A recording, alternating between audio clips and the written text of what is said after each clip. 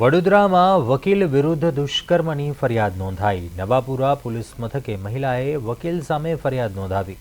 મહિલા ફરિયાદીએ civil matter માટે વકીલ નિકુંજા વરસાવડાનો સંપર્ક કર્યો હતો અને સિવિલ મેટરને લઈને અવારનવાર મળનાર વકીલ અને મહિલા વચ્ચે પારિવારિક સંબંધ વિકસિત થયો હતો।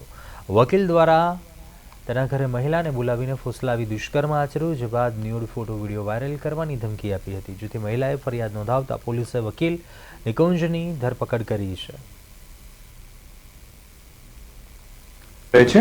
અને એમને કોઈક સિવિલ મેટર ચાલતી હતી, તો સિવિલ મેટરમાં એમને કોઈક વકીલની જરૂરિયાત હોય તેઓ આ નિકુંજ મહેન્દ્રભાઈ વરસાવડા કે જેઓ શક્તિકૃપા સોસાયટી આરવી દેસાઈ રોડ પર રહે છે, તેમના સંતો આ નિકુંજે એમના ઘરે બોલાવેલા હતા અને ફરિયાદીના જણાવ્યા પ્રમાણે કે એમના આખા ઘરમાં સીસીટીવી કેમેરા લાગેલા હતા।